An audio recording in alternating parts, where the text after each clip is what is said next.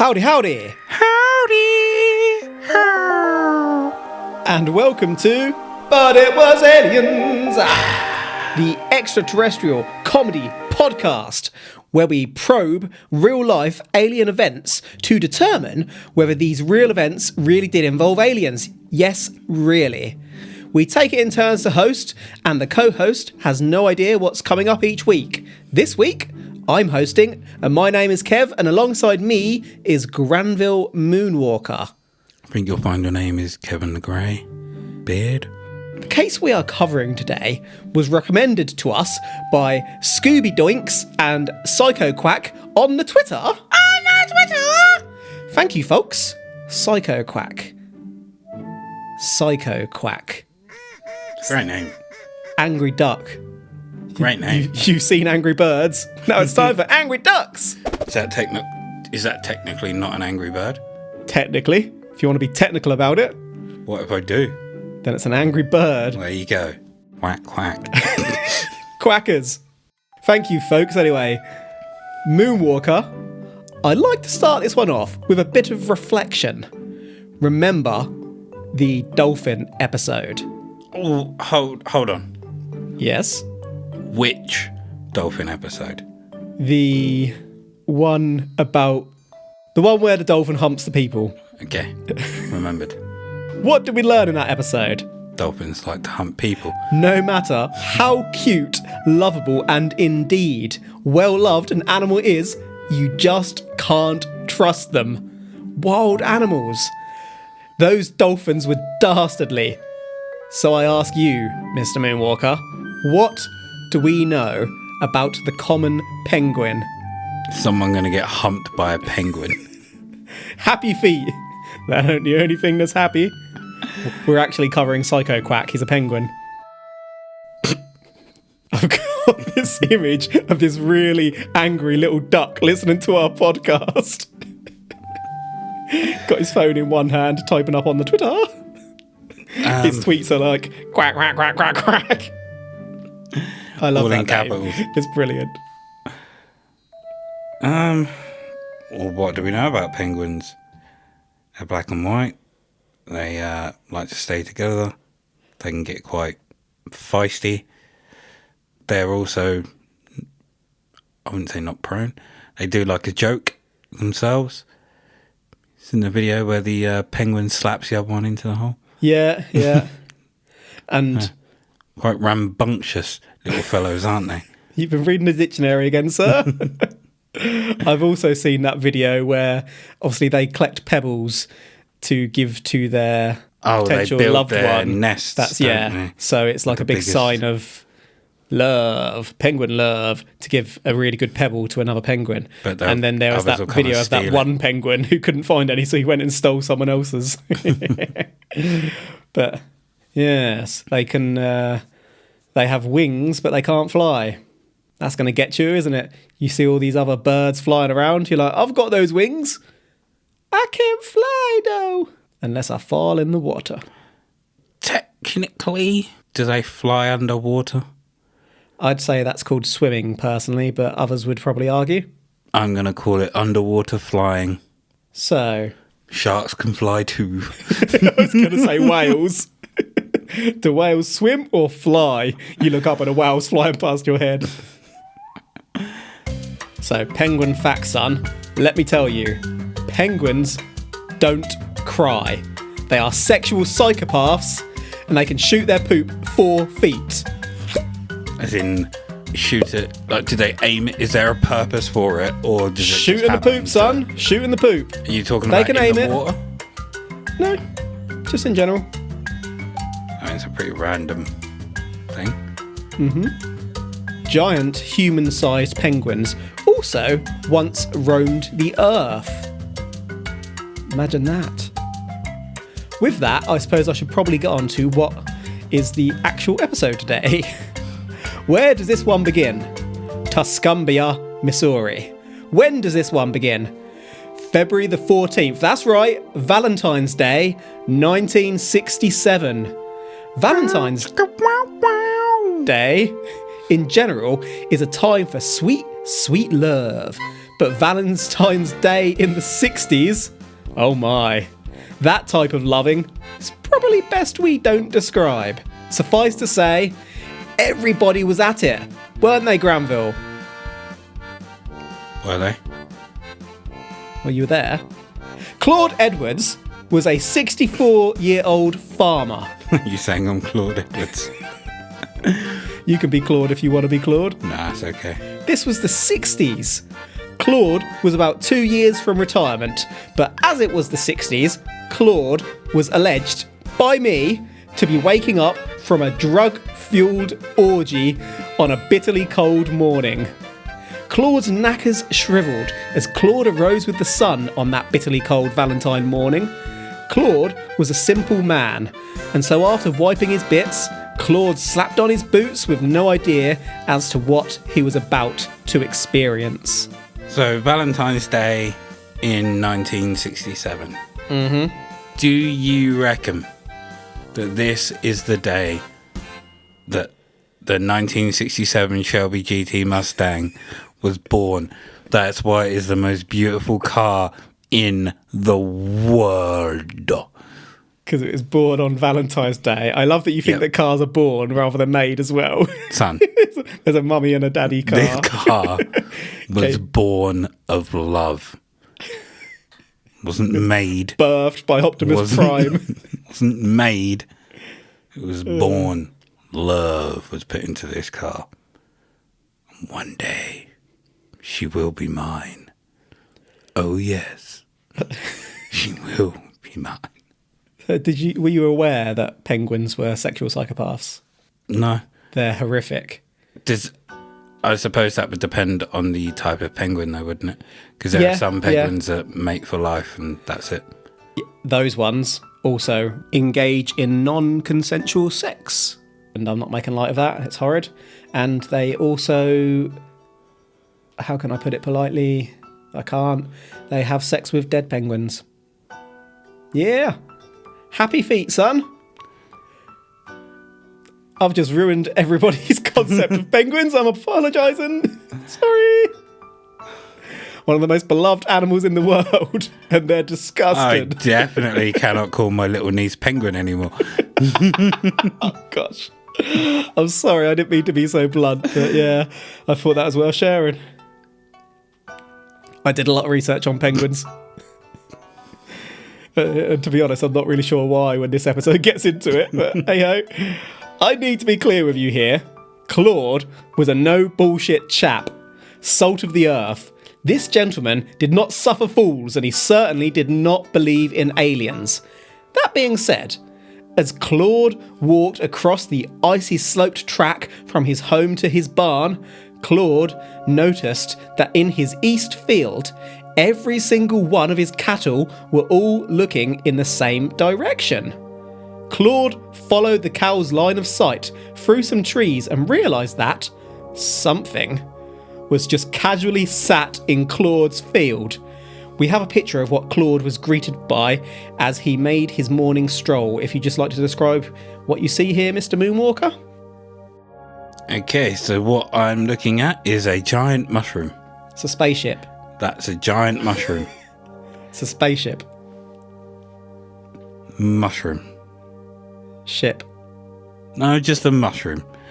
In front of me is a semicircle with some oblong shaped, I mean, you could even call them circles.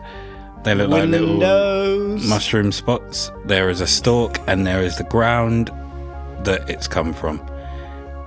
I mean, if that's a UFO, I mean, you could say it and say that that's a beam coming from the UFO to the ground. Or a landing stick. But I don't see a cow in it, so therefore it can't be a beam.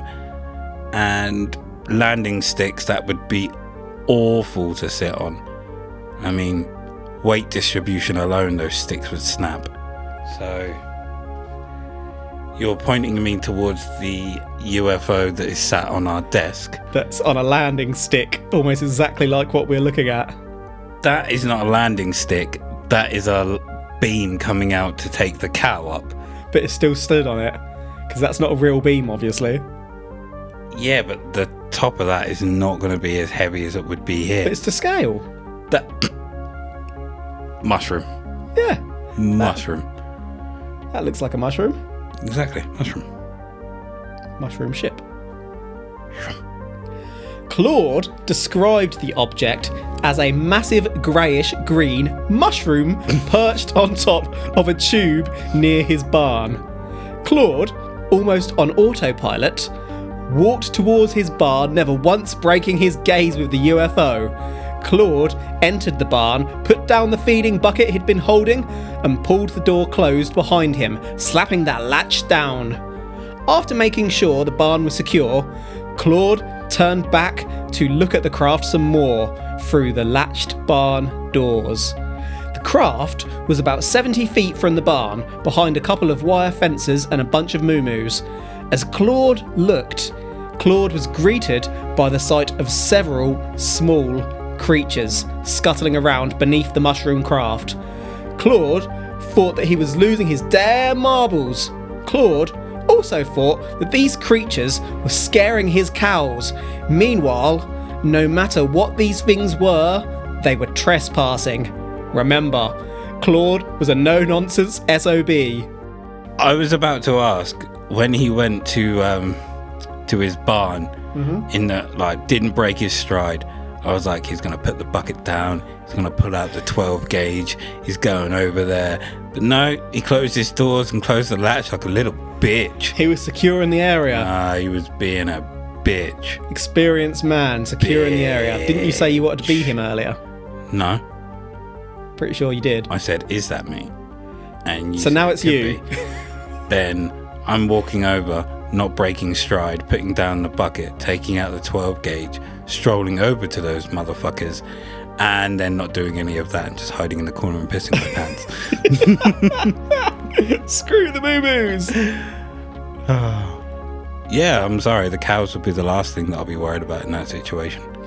Let the aliens have them. I'll take a gun and protect myself. But I think, to be honest, I would do what he has done, although I'd be armed. I would sit somewhere where I could see what they were doing. Yeah. And just protect myself if they come near. Yeah. Although you never know what they could do from there. They could literally just look at you and turn you to stone, Medusa style. Alien tech. But yeah, as I said, Claude was a no-nonsense SOB. The glass shattered. Broken skull time, son.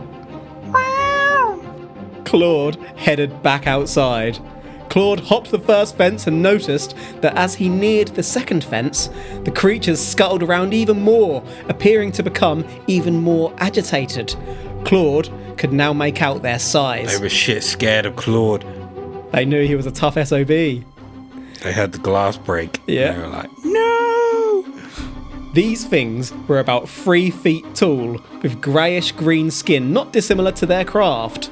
Did you hear that? Grey greens! Yes! Claude couldn't make out if these greens, lacked hands, or whether the arms were just windmilling so quickly that Claude couldn't make the hands out. They were windmilling, like a cartoon when they scurry. They're rushing around. They see this massive person to them as coming towards them because they're only 3 foot tall. Oh shit, son! Get the materials! Claude also couldn't quite tell if these creatures had huge black eyes or were wearing pilot goggles. What Claude could make out was that where you'd expect a nose and mouth to be, there was just a dark lump. Claude didn't make clear whether he thought that was their actual sensory organs or whether it could have been equipment to enable the grey-greens to breathe on Earth, for example. We have a picture, no, art, drawn by Claude himself, depicting these creatures. If you'd like to say what you see here, Mr. Moonwalker? Now, before I take a look, from the descriptions, they sound a little bit more like goblins. 3 foot greens. So in front of me, I have what looks like a duck. Penguin, would sir. be You're looking at a space upright. penguin. And it's green, and instead of a wing, it just has an arm with no hands. It's got a black beak and sunglasses. But the sunglasses are the cool sunglasses that you used to see in the 80s when they tried to be futuristic and cool, and they never had like the frame. So you just had the glass. There was just nothing to put behind those. the ears. Oh, like Shay. What? I can't remember if they had a specific name. Me neither. But that's what this looks like. That's such an odd picture. Space penguin. Also, I don't know whether it's the penguins or the nature of what they eat, but every time I've been around a penguin, they stink. They really do, bless them. Probably the nature of what they eat. Yeah. Can't have fresh breath eating like raw fish, can you? You think if they burp that shit back up? Oh. Precisely. Now that you've seen them, I can tell you specifically how Claude described these creatures. Claude described the grey-greens as little green penguins. Pingu, baby! These things moved in a way that Claude couldn't quite make sense of. But then, what do you really know about penguins? Who's to say that penguins don't have spaceships under the sea? Why else would they call them emperors? Claude fancied his chances. Claude picked up a couple of rocks off the floor and begun his approach. Claude would say that the rocks were to damage the craft, but who really knows?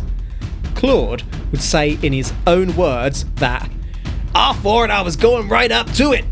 I got up there and there it was. I just walked up against the wall." You see, Claude couldn't get close. It was as if there was some kind of force field. Claude noticed that the craft was both silent and smooth. Claude couldn't see any weldings, no place where different parts of the craft connected. Claude estimated that the craft was about 18 feet wide and 8 feet high. Really losing his mind at this point, Claude also noticed that beneath the craft there appeared to be little oval holes about 12 inches wide, full of colours, as if each were some kind of portal. Claude became nervous and backed off before throwing his rocks at the craft. Now he notices that the craft was smooth and silent. Yes. Could it be that it was silent because he couldn't hear inside the force field? Could be. Yeah, absolutely. I was It's gonna interesting. say, was he able to hear the penguins? That would be really intelligent if that was the case, wouldn't it? What a wonderful way to keep people from knowing you're around. Like a silent dome. You could just drop into the atmosphere and fly over cities at night and no one would have a clue. Precisely. Maybe that's what their tech is. Maybe it isn't silent engines. Yeah, maybe they've just worked out how to warp space and time, well, certainly space, around them, which enables them to travel these distances, but also enables them to keep sound in or out. I mean, when he threw these rocks at the craft, so he couldn't physically walk through that force field, and the force field didn't hurt him. He was just against an invisible wall, like he was playing GoldenEye and went to the boundaries of the level. So originally he didn't try to pass something through it in the first place. He tried to push against it and couldn't. Yeah, but I mean, he then goes back and throws a rock. Yes. So he doesn't try and throw a rock from where he is. Is that because... He was shocked. He didn't really think straight at the time. He was like, whoa! I was going to say, was he worried about taking a step back, throwing the rock, it bouncing back, hitting him in the head and knocking him out? To be fair, he might have needed the space with which to carry out the physical gesture of throwing, because if he was right up against the force field, he had no space to throw. He'd have been like, oh! The hand would have hit the force field right by his face. It'd been hilarious to see. So he legs it back and then throws the rocks. Yeah. So does he stop and throw the rocks, or does he kind of try and throw the rocks as he's legging it back? Because depending on which one it is, depends on what I think of Claude. So I think he took steps back and then threw them. So he wasn't that scared. But I can't be entirely sure, obviously, having not been there myself. Fair enough. It turns out that the craft did indeed have a force field around it. The rock just bounced straight off before impacting the craft. With this, Claude obviously decided to throw his second rock harder, because violence is the answer. This rock just bounced over the craft like it was skimming on water. On sight of Claude throwing the second rock aggressively, the green penguins legged it back to the craft and ran behind the tube, where they disappeared. There must have been a hidden door in the tube. The UFO then tilted slightly towards Claude, twice, before beginning to hover. No sooner had that happened, the craft shot off into the sky at an absolutely ridiculous speed. The craft disappeared into the sky within seconds, if even taking that long. The moo-moos relaxed, butts unclenched. You say the rocks bounced straight off before impacting the craft. Mm-hmm. So did they bounce off the force field? Off the force field, yes. And didn't impact the craft, yeah. So they bounced off it before they could impact the craft. That's perhaps a better way of saying it.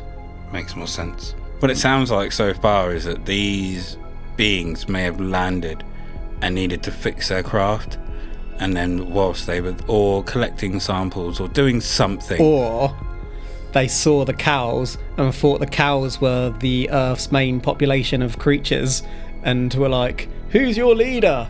And then Claude breaks through that glass, comes along with his rocks. Heard that music and shit themselves. Yeah. And then they scarpered. So either these are teenage alien penguins on a joyride, or they broke down and were trying to fix their craft, because under it they were quite agitated. So yeah. I say they might have been fixing it, but they fixed it pretty quick when things got aggressive. So maybe they were there to... Maybe they were lost. Maybe, or maybe they needed some supplies and it looked like a good place to stop and get them, so they were taking like soil to grow plants, or maybe they were milking the cows, who knows. Claude just didn't see it because he was out there too late. Good point. And then they scarpered. In total, this experience lasted between 5 and 10 minutes. It wasn't long before UFO investigator Ted Phillips got wind of this, and it was to Ted that Claude recounted his experience, eventually. At first, Claude wasn't saying shit, you see, but he was gradually convinced by Ted and Claude's brother, on Ted swearing that he'd keep Claude's identity secret. Ted did so until Claude passed away. Sneaky. I think that might have been the deal, though. Oh, fair. Claude was a genuinely hard-working man who did not sell his tale, nor did he gain anything from this experience except ridicule. Ted described how at first Claude did not enjoy even discussing the experience. It was allegedly the brother that connected Claude to Ted and wanted Claude to share his important story. As I said, Claude did not profit or even seek to profit a single penny from this experience. But that's not all, because we have some more evidence. Remember, the craft was held up by a support tube. Well, Ted was on the scene quick enough that Ted was able to photograph the mark that this tube had left. I'll show you this photo now, Moonwalker. The crater was about a metre in diameter, and the soil around it was all dried out. Nothing else could fully explain this hole. Look at that hole. Before I look at this hole, Yes? you mentioned that Claude wasn't revealed it was Claude until Yeah. he died. So how did he name get him. ridiculed for it? Or was it just the story was ridiculed? The story, I mean, he told his brother and probably a few friends locally, And and everyone just thought he was bonkers, but his brother obviously put him in touch with this researcher, Mr. Phillips, and they agreed that he could come out with a story and name him, but not until he was passed. Okay, so there is a hole in the ground, which could have been created by a pole, a fence post. Never. Anything could have created this hole, really. Absolutely not. I would say... The soil is dehydrated around it. How do you explain that? How? You're looking deep into that hole. I'm just trying to think of things that couldn't create it, and I'm coming up blank. I'll tell you what couldn't create it. Could probably get a t-shirt in your hand and create Rabbit, this. a fox, a mole, All of those. dog. None of those could create it. The- Indisputable, isn't it? You're speechless. It's blown your mind. Do you know what? What? The whole of this case, I've been thinking, what if this actually was aliens on this case? Yeah. Like, this example, what if it actually was? I mean, he's not for profit, all of this, and then you show me this hole that could have been created by anything. I'm out. The researcher took the photo of this So, hole. I was fully on board. I was prepared. And now what you've done is you've pulled the rug out from underneath me. I'm now on my ass, and I can't say that at this moment in time I am with you. Well, I'm duty bound to share with you all the evidence I have, so I had to show you my hole. And a terrible hole it is. But how do you explain how it's so dry around the outer rim? You didn't use lotion?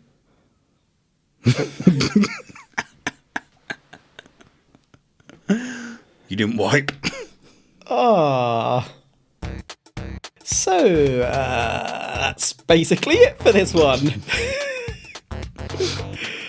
This one has been likened to the Canula humanoid, whom we will be covering in a future probe. In summary, we've covered the events of Valentine's Day 1967, whereby Claude Edwards woke up after a 26-person orgy. After eating the lover's chocolates his next-door neighbour gave him, Claude headed out and noticed that his moo-moos were all transfixed on something. Claude followed their gaze to be greeted by a mushroom-shaped UFO in one of his fields. Claude filled his pants before heading into his barn. Claude secured the barn before looking back at the UFO, seeing a whole bunch of little creatures under the craft. These creatures were trespassing and spooking Claude's moo-moos, so Claude went to confront them. As he got close, Claude described the creatures as little green penguins. Claude tried to get close but couldn't, and so Claude picked up and threw a couple of rocks at the craft. The rocks bounced off an invisible force field. With this, the penguins scuttled back into their craft and zoomed off. We had some physical evidence today, including Claude's artistic impressions of the craft and penguins, as well as a hole the alien spaceship's landing gear left in the ground. Claude was an honourable and trustworthy bastard who didn't take no shit, and Claude only told his story to a UFO researcher at his brother's request, on the promise that Claude would remain anonymous until he passed away. That is today's probe probed. This one is clearly a case of ancient penguins travelling into space, setting up shop and keeping an eye on us. Then, years later, they evolved. They became more advanced than us, started travelling through time and visited us to study our past. Case closed. Anything you'd like to add, Mr. Moonwalker? And I've just got a couple of photos there for you, just to explain what we've discussed as we get ready to conclude.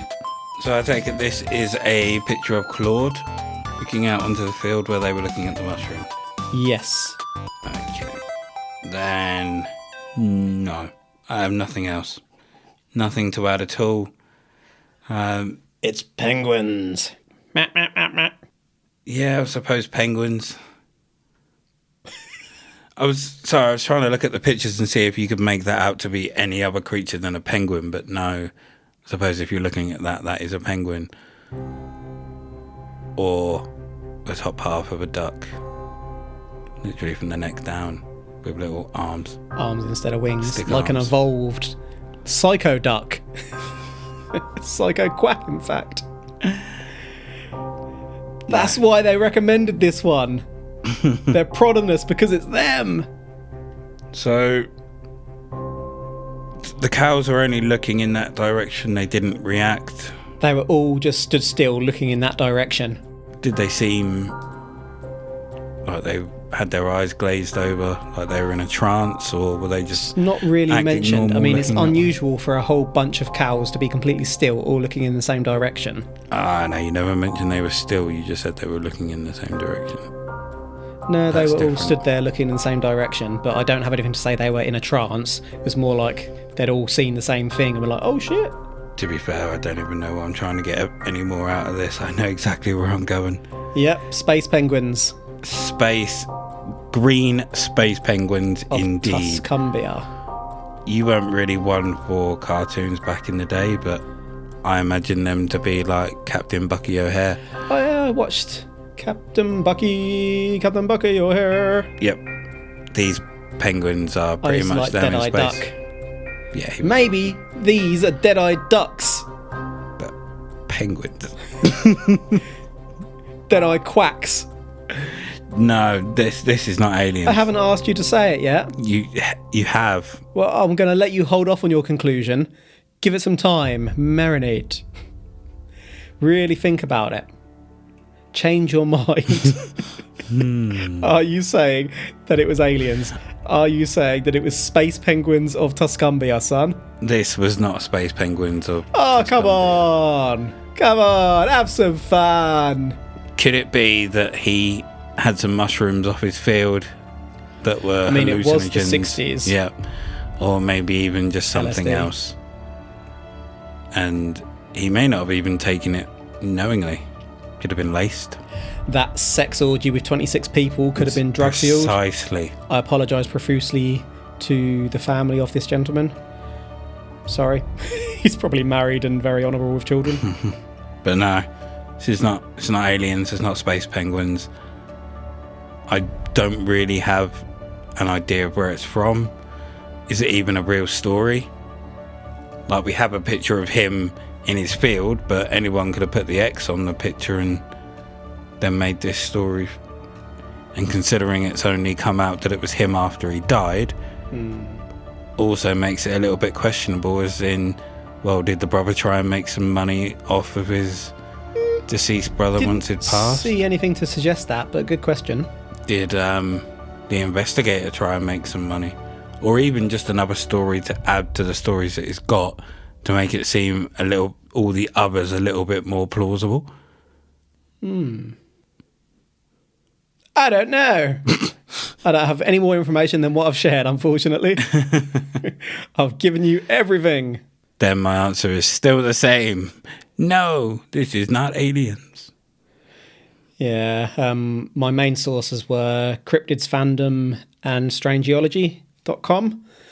I did look at about 30 different websites and there's nothing else out there, and all the takes are unusually pretty similar.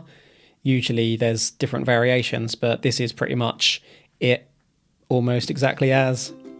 Also, I'm going to add in the show notes a link to interesting facts about penguins, so people, if they're interested, read the episode notes, follow that link, and you can see some of the horrible things that penguins do. So this file, it's all about those little green bastards, ain't it? What if humans get wiped out one day and penguins become the dominant species? Is this the ultimate animal? They can travel via land and sea, and if you add space to the mix, they could be unstoppable. In terms of today's probe though, whilst there isn't anything with which to question Claude, this is a bonkers account and I really needed to see some radiation evidence left on that hole, for example. A drugs test too, perhaps? Just a little bit more. Meanwhile, whilst Claude does seem honourable, the fact that he wasn't named and didn't go on record until his passing does also leave the possibility that someone else made this all up in Claude's name. I'm not saying that happened, but we do have to question those things. But there we have it. Penguins, baby! I'm not saying that it was aliens. Any final thoughts, sir? The thought of radiation and actually testing the ground didn't even come to my mind. Well, we've had so many cases where like the soil samples have been taken and tested, but we just got a photo here. Yeah. So they said was the researcher directly even real? They said, well, you've seen the photo. They obviously did look at it. Researcher. I mean, Yeah, just a guy could have come with his Could have been brother. me or you rocking up, which would have been entirely plausible and believable if it had have been. But yeah, they said the soil was unnaturally dehydrated directly around the rim of the hole. Why don't you test that? Like, that could just be dried out from the sun just because it's not so deep. Therefore, it doesn't have as much moisture within it because... What if there was something there before and he's just not tended to that part of the field beforehand? Yeah. Could have taken out a football goal. Yeah. So that's a wrap for today. Thank you for listening to But It Was Aliens. If you'd like to listen to just a little bit more, well, by golly, you can. If you head on over to patreon.com/ButItWasAliens, you can give us all your money. Or maybe about the cost of a Kev-sized coffee, and in exchange, once a month, we will dribble in your ears. What we dribble is paranormal juices. You see, on the But It Was Aliens Patreon, we cover more widely paranormal tales to determine, for example, if they really did involve spookies, cryptids, curses, or time slippers. Granville then uses the money you contribute to purchase mint body wash to use on his balls, which explains his general temperament. Yes, I do. If you have any suggestions for future episodes, you can send us telepathic messages. Or you can hit us up on the Twitter at But It Was Aliens. Meanwhile, over on Facebook, connected to the But It Was Aliens page, you can find a little known public private group all are welcome to join called Extraterrestrial Towers. Here, we promise not to throw rocks at you, as long as you don't touch Granville's mint body wash. He really likes it. All these links are in our podcast episode notes. Meanwhile, we will post visual evidence from the cases, generally, on our Instagram at But It Was Aliens Podcast. That's it for this episode, so until next time, what happens if you trigger the fight or flight response of a penguin on land? The truth is up there. Hashtag. What?